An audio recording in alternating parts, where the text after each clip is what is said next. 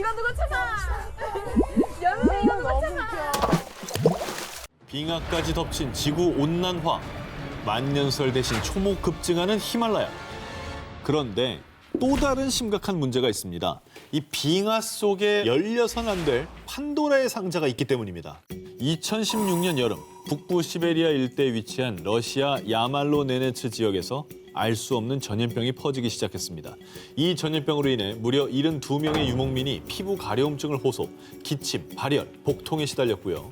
심지어 12살 어린 소년은 사망하기까지. 왜? 유목민들을 공포에 떨게 한 원인은 치사율이 최대 80%에 이르는 탄저병 때문이었습니다. 이 탄저병의 발병 원인을 조사하던 중에 밝혀진 충격적인 사실. 당시 야말 지역은 지구 온난화로 인해 이례적으로 섭씨 35도까지 오르는 이상 고온 현상이 나타났습니다. 온도 상승으로 오랜 시간 얼어있던 토양층, 영고동토층이 녹으면서 한 동물의 사체가 드러나는데요. 조사 결과 75년 전인 1941년경에 탄저균에 감염돼 폐사된 동물이었던 겁니다. 그러니까 토양에 얼어붙은 채 갇혀있던 동물 사체 속의 탄저균이 지구온난화로 표층이 드러나면서 사람에게 다시 전파가 된 겁니다. 균의 생명력은 엄청나구나. 걔 죽지도 않아? 그러니까. 실제로 바이러스 연구자들은요. 지구온난화 영향으로 얼어있던 병원체들이 되살아나면서 인류를 위협하게 될 것입니다. 라고 전했는데 앞으로 계속 빙하가 녹게 된다면 그야말로 빙하 속 판도라의 상자가 열리는 거죠. 야, 그 안에 어떤 균이 있을지 아무도 모르니까. 모르죠. 너무 무섭네. 실제로 2013년부터 2015년까지 총 4종류의 고대 바이러스가 발견됐고요. 그리고 올해 1월 중국 티베트에서 15,000년 전 만년설 속에 잠들었던 고대 바이러스 33개를 발견했다고 하는데요. 이 중에 28개는 기존에 발견되지 않은 새로운 바이러스들이라고 합니다. 그러니까 옛날에 있었지만 없다고 생각하고 우리가 본 적도 없는 새로운 건. 그렇죠. 진짜로. 네. 전문가들은 만약 고대 바이러스들이 활성화된다면 돌이킬 수 없는 대재앙이 발생하게 될 것이라 예측하고 있는데요.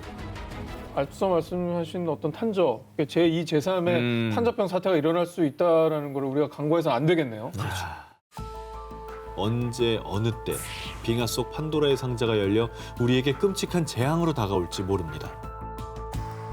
동남아시아 여행을 계획한다면 정말 조심해야 할 게 있습니다. 동남아시아를 집어삼킨 공포의 바이러스, 바로 지카 바이러스와 댕기열인데요. 한두 개가 아니구나. 그래서 여행지에 도착해서 로밍 딱 키면 제일 먼저 대기업에서 안전 문자 이렇게 오잖아요. 네.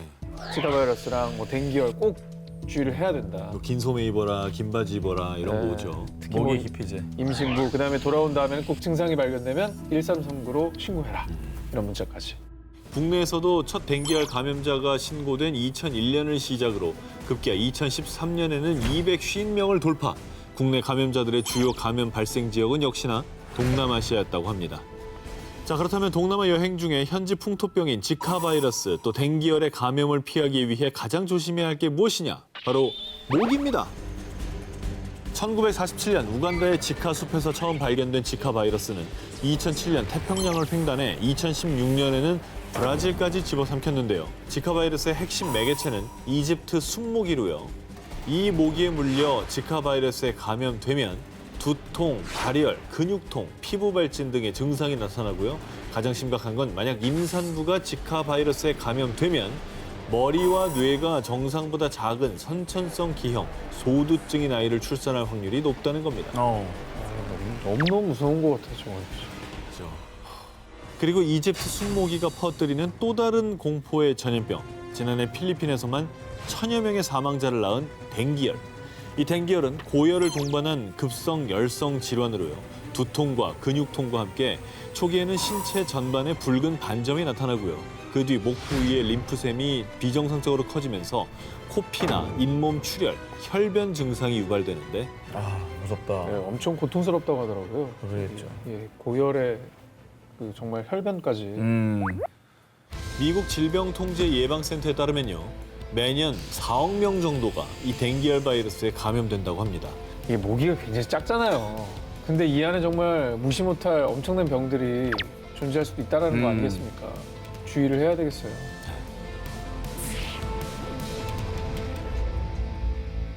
세계를 파멸시킬 무서운 재앙 19, 7위 공개합니다.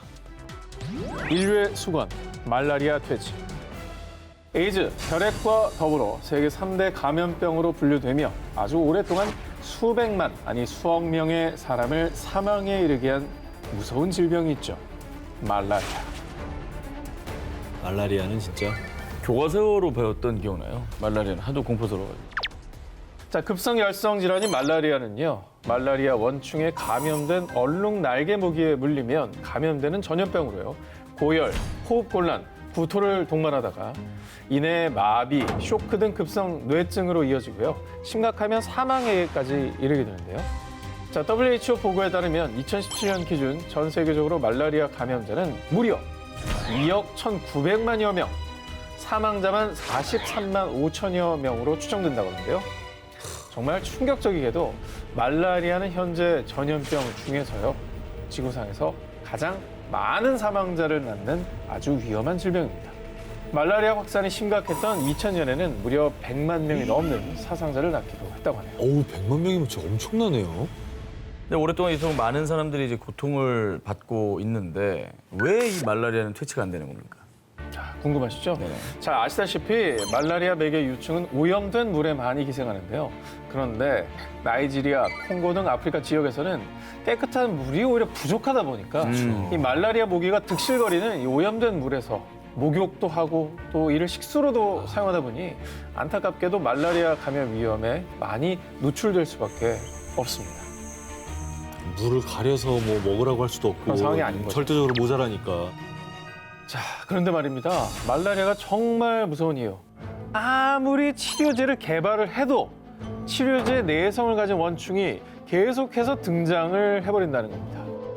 현재 가장 효과적인 것으로 알려진 아르테미신인 항말라리아 약제가 있는데요.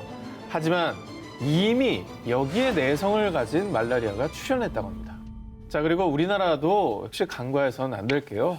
우리나라가 OECD 국가 중에서 말라리아 발생률 1위라고 합니다. 어우, 전혀 몰랐어요. 그래요? 전혀 몰랐어. 현재 우리나라에서도 매년 500에서 600명 이상의 말라리아 감염자가 발생하고 있는데요. 아니, 우리나라 꽤 위생 개념도 선진적인 걸로 알고 있는데 왜 말라리아 노출이 저렇게 돼 있죠? 자, 주로 아프리카 지역에서 발병하는 열대 말라리아와는 달리 한국의 토착 말라리아가 따로 있습니다. 토착 말라리아는 비교적 사망률이 낮고 치료가 쉽지만요. 면역력이 약한 사람이 감염되면 중증으로 악화될 수 있다고 합니다. 자, 수억 명의 인류를 위협하는 말라리아. 더 이상 소중한 생명을 잃지 않게 말라리아가 정복되는 그날이 하루빨리 오기를 고대합니다. 2019년 10월 중국 모 병원에 심한 폐렴 증세가 보이는 중년 남자가 들어왔습니다. 그리고 며칠간 아내가 남편을 간병했는데요. 그런데 그 아내까지도 곧 발열의 호흡곤란 증세를 보이기 시작했습니다. 아 그러면 부인도 감염되신 건가요? 그렇죠. 음. 자, 검사 결과 이 부부가 걸린 병은 바로 흑사병. 흑사병이 요즘에 있대요. 다시 생겼다고? 검은 죽음을 몰고 오는 병, 흑사병. 감염이 되면 피부가 괴사하면서 까맣게 변하다가 결국 사망에 이르기 때문에 붙은 이름인데요. 자, 14세기 유럽 인구의 3분의 1을 죽음으로 몰아넣은 인류 역사상 최악의 전염병인 흑사병은요. 당시 유럽에서만 수천만 명의 사상자가 발생했는데요. 당시에는 흑사병의 발병 원인과 치료법을 알지 못했던 터라 치사율이 무려 100%였는데요. 자, 그런데 그 악몽이 스멀스멀 되살아나 중국뿐 아니라 세계를 공포에 떨게 하고 있습니다. 세계보건기구에 따르면 2010년에서 2015년까지 전 세계적으로 3,200여 명의 흑사병 감염자가 발생, 그중 무려 580여 명이 사망했다고 하는데요. 완전히 없어졌다고 생각했는데 흑사병이 웬 말입니까? 중세시대 때 흑사병이 지금도 있다니. 잘 아시다시피 이 흑사병은요. 주로 패스트균에 감염된 쥐나 야생동물에 기생하는 벼룩이 사람을 물어 전염되고요. 감염된 동물의 체액 및 혈액 접촉 또는 섭취를 한 경우에도 감염될 수 있다고 합니다. 자, 그리고 더 큰 문제는 이 흑사병에도 여러 종류가 있는데요. 중국에서 흑사병 확진을 받은 부부는 특히나 폐렴형 흑사병으로 치사율도 제일 높을 뿐만 아니라 감염제의 재채기나 기침 등을 통해 사람에게서 사람으로 전파가 가능해 삽시간에 전염까지 일으킬 수 있다는 겁니다. 자, 그런데요. 그나마 다행인 건요. 현재까지 흑사병 예방 백신은 없지만 치료 효과가 입증된 항생제가 개발돼서요. 다행이네. 흑사병 감염 이틀 내에 최대한 빨리 이 항생제를 투여하면 치료가 가능하다고 합니다. 다행이네요. 이거는 잘 됐네. 그러니까 의심이 될 때 빨리 검사를 받아야 되겠죠. 자, 역사 속에만 있던 공포의 재앙. 하지만 그 재앙은 지금도 도사리고 있습니다. 하루빨리 치료제가 더 많이 보급되어서 소중한 생명을 지킬 수 있게 되길 바랍니다. 기원전 1500년 전에 집필된 이집트 의학서 에베르스 파피루스에 기술되어 있을 만큼 인류의 역사와 함께 해왔지만 인류가 아직까지 정복하지 못한 감기. 자, 그 감기가요, 우습게 볼 질병이 아닙니다. 그 이유는요, 감기가 아닌 독감일 수 있기 때문인데요. WHO에 따르면 전 세계적으로는 매년 약 65만 명이 독감으로 인해 목숨을 잃고 있다고 합니다. 엄청난 숫자죠. 그리고 미국 예방의학 저널에 따르면 우리나라 또한 독감으로 인해 연평균 약 2,900명이 사망. 2015년에는 238명이 독감으로 사망했는데 이는 메르스 사망자 수치보다 약 6.7배 많은 숫자입니다. 자, 여기서 잠깐. 감기는 리노바이러스 등 200여 개 바이러스로 코 속 인두 등의 감염 증상이 생기는 가벼운 질병이고요. 보통 1, 2주 내에 낫습니다. 하지만 독감은 인플루엔자 바이러스가 변형돼 발생, 폐렴, 호흡기 이상 증상, 합병증 유발에 문제가 생기는 질병인 건데요. 나 옛날에 독감이 독한 감기인 줄 알았어. 독감하고 감기하고 다른 거예요? 제가 드릴... 깜짝이야. 진짜 너무 소름인데? 나는 거였어? 웃기려고 그런 거야? 나 형은 안 할 줄 알았어. 왜? 우리 중에 유일한 이과잖아요. 뭐 하는 거예요, 지금? 제일 오래 살아놓고. 자, 그래서 제가 준비를 했습니다. 인류의 역사에서 빼놓을 수 없는 독감의 역사. 독감은 인류의 큰 재앙과 고난을 안겨다 줬는데요. 먼저 20세기 대표적인 독감으로는 1918년부터 19년 사이에 발병한 스페인 독감이 있습니다. 그래, 이거 엄청나게 많이 사망한 병이잖아. 미국에서 처음 발병한 것으로 추정된 뒤 기하급수적으로 증가해 영국, 독일 등 전 세계적으로 무려 약 5억 명 이상의 감염자가 발생, 그리고 5천만여 명의 사망자가 발생한 것으로 추정되는데요. 이게 어느 정도로 심각한 것이냐?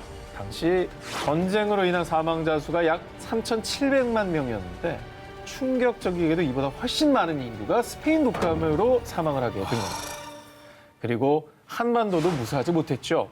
조선 총독부 통계연보에 따르면 당시 인구의 38%인 740여만 명이 감염돼 13만 9,128명이 희생, 1918년 무오년 독감으로 기록되어 있습니다. 자, 그래서 전 세계적으로 재앙을 몰고 온 스페인 독감은 14세기 유럽에서 창궐했던 흑사병과 함께 20세기 최악의 질병으로 꼽히고 있습니다. 현재 전 세계로 퍼지고 있는 아프리카 돼지 열병. 폐사율이 최대 100%에 달하는 심각한 바이러스성 돼지 전염병입니다. 이 바이러스는 냉동육에도 무려 1,000일 이상을 버티고 훈제 등의 가공된 햄에서도 1년 가까이 살아남을 정도로 생존력이 무시무시한데요. 가공품에서도? 그렇습니다. 아프리카 돼지열병이 사람에게는 감염되지 않는다라고는 하지만 워낙에 이 돼지 폐사율이 높다 보니까 이 양돈 가구에서 걱정이 커요.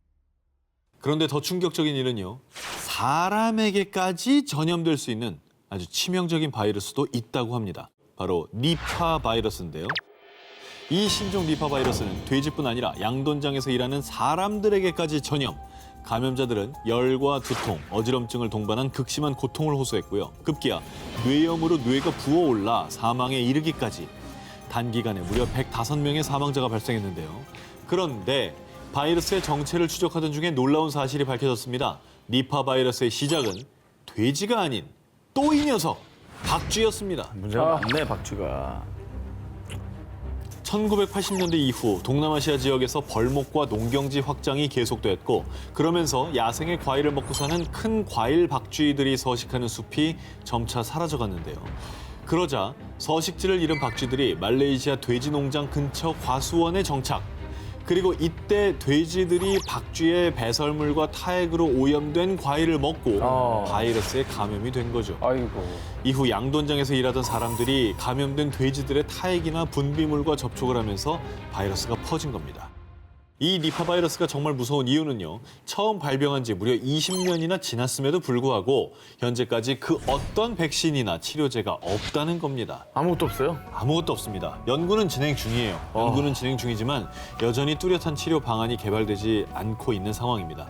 이에 세계보건기구 WHO는 니파 바이러스를 앞으로 창궐 위험성이 높은 10개 최우선 경계 질병 중에 하나로 꼽고 있습니다. 사실 약이 없는 병만큼 무서운 게 어디 있습니까? 그럼요. 백신도 없고 약도 없고. 언제 어떻게 우리를 위협할지 모르는 니파 바이러스의 공포. 하루빨리 이 공포를 물리칠 방법을 세계가 함께 찾아야 할 것입니다.